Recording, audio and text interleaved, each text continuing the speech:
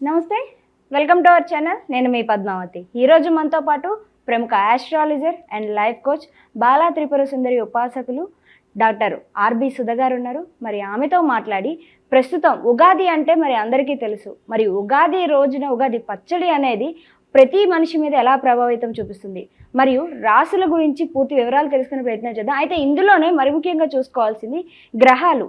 ఈ ప్లానెటరీస్ అనేవి మనుషుల మీద ఎటువంటి ప్రభావితం చూపిస్తాయి. అది కన్నా ఒక రోజు ముందే మనకి షష్టగ్రహ కూటమి వస్తుంది. సో ఇది అందరికీ తెలుసు.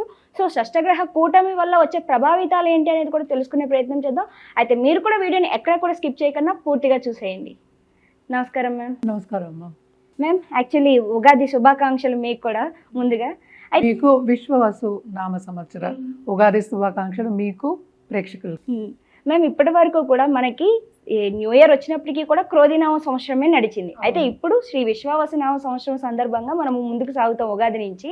అయితే ఈ సంవత్సరం ఏ ఏ రాశుల వరకు ఎటువంటి ప్రభావితం చూపిస్తుంది, ముఖ్యంగా మాట్లాడాలంటే ప్లానెటరీస్ మన మనుషుల మీద ఎక్కడో ఉన్న గ్రహాలు మనకు అనుకూలం చూపిస్తాయని అనేది మనకి పెద్దలు చెప్తూ ఉంటారు. సో ఇవన్నీ కూడా మనకి ఎక్కడ ఏ గ్రహం ఉంది, అది ఏ ఏ రాశి మీద ఎలా ప్రభావితం చూపిస్తుంది అంటారు? తప్పక ఫస్ట్ ఎప్పుడైనా మన రాశి ఫలితాలు మాట్లాడుకున్నప్పుడు మనం గోచారం మాట్లాడుకుంటాం.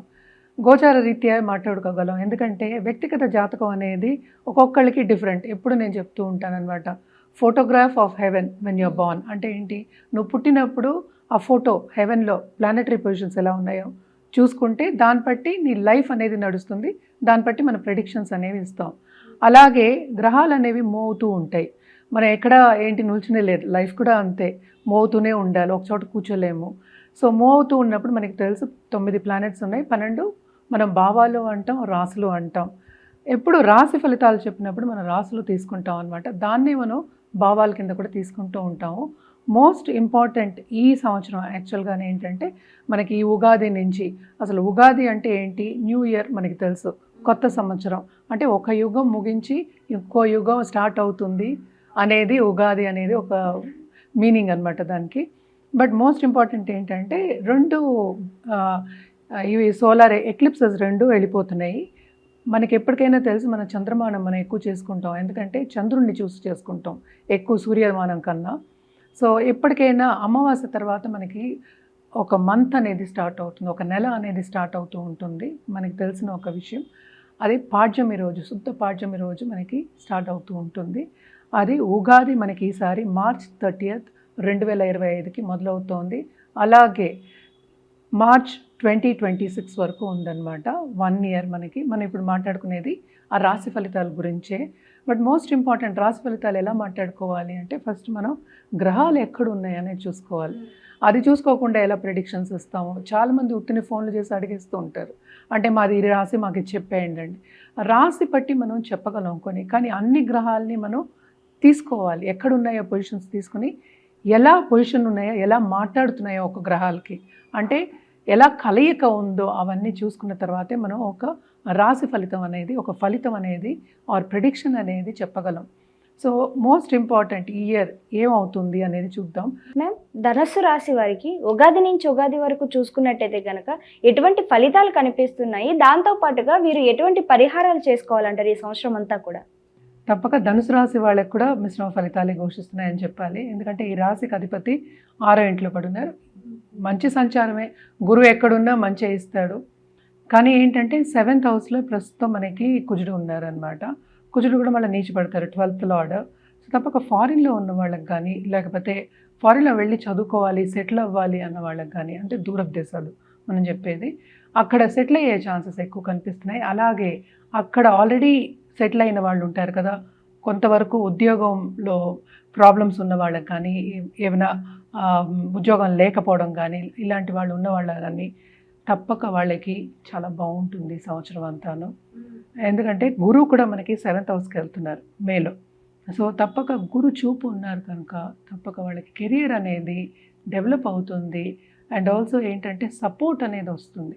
అంటే ఏంటి, పై వాళ్ళ సపోర్ట్ ఉంటే ఉద్యోగంలో ఉద్యోగ రీత్యా చాలా బాగుంటుంది వాళ్ళకి. ప్రమోషన్ వచ్చే ఛాన్సెస్ కూడా ఉన్నాయి.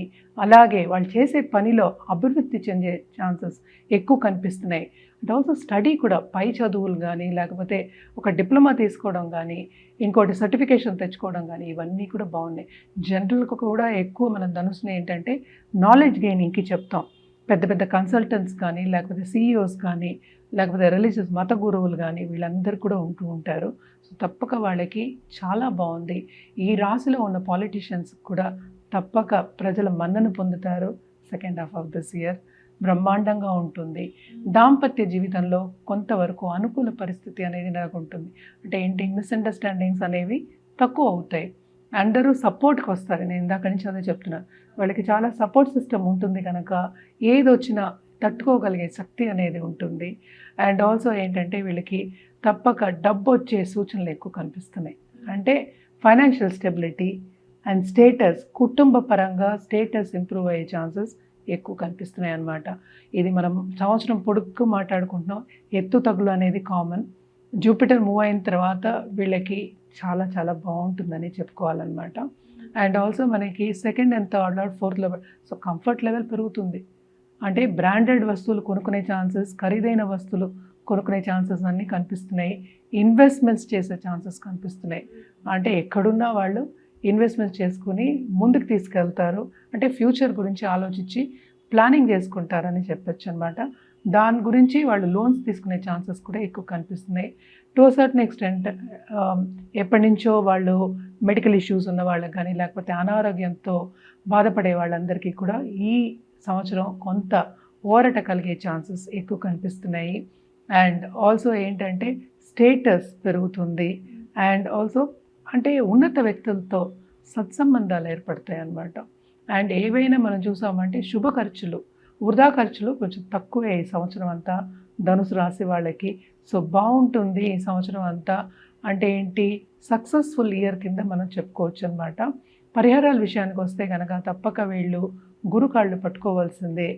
ఏ గురువుకైనా నిత్యం పూజ చేయడం మంచిది. అలాగే ఏంటంటే జాతక రీత్యా వీళ్ళు కనకపుష్యరాగం వేసుకోవడం కూడా చాలా చాలా మంచిది అనమాట. ఎందుకంటే ఈ సంవత్సరం అంతా గురువు మంచి పొజిషన్లో ఉన్నారు. ఇంకా ఉన్నత స్థాయికి వస్తారు ఇవన్నీ చేసుకుంటే కనుక. గురు కాళ్ళు పట్టుకుని గురు జపం, అలాగే గురుకి దానం ఇవ్వడం థర్స్డే చాలా మంచిదన్నమాట. అలాగే అన్నదానం చేయడం, నిండు బ్రాహ్మణ్ణి పిలిచి వాయనం ఇవ్వడం కూడా మంచిది. ఎప్పుడు అదొకటి అంటే ఏంటి, చదువుకున్న ఒక బ్రాహ్మణ్ణి ఇంటికి పిలిచి భోజనం పెట్టి వాయనం ఇవ్వడం కూడా చాలా మంచిది. ఆయన ఆశీలు పొందడం కూడా చాలా చాలా మంచిదన్నమాట. ఇవన్నీ చేసుకుంటూ ఉంటే ఇంకా వీళ్ళకి ముందుకే సాగే ఛాన్సెస్ ఎక్కువ ఉంటాయి. అంటే పాజిటివిటీ అనేది పెరుగుతుంది. నేను ఎప్పుడు చెప్తూ ఉంటా, పాజిటివ్ బ్యాంక్ బ్యాలెన్స్ పెరుగుతుంది. బ్యాంక్ బ్యాలెన్స్ అంటే ఎప్పుడైనా మనం తీసుకోవచ్చు దాంట్లోంచి.